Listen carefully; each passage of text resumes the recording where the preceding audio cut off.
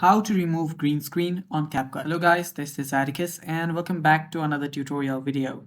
In today's video, I'll teach you guys how you can remove green screen on your Capcut. Now before we start, if you're new to our channel, head down below and hit the subscribe button so you don't miss out on our future videos. Now let us begin.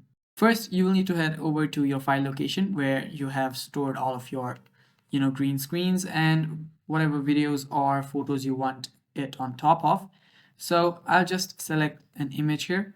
So I'll just select this two images and drag and drop it right here. Now this will be my first image, and this can work for your video too. All you need to do is lay your green screen on top of the video or image that you want on its below. Now after you're there, what you'll need to do is you will simply need to choose this or green screen image, and after you do that, you will need to head over to this right hand side.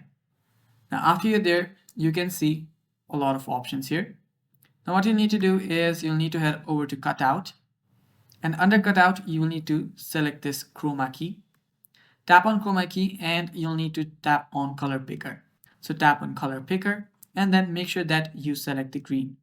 After you tap on the green, all you need to do is now set the strength. So you can increase the strength, and initially you will notice that there will still be some green, but as you increase the strength, the green will completely get out of the way.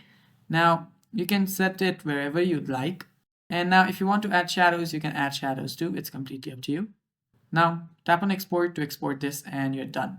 Thanks for watching guys. That is how you remove green screen on your CapCut. Stay tuned for more upcoming videos, and bye bye, take care.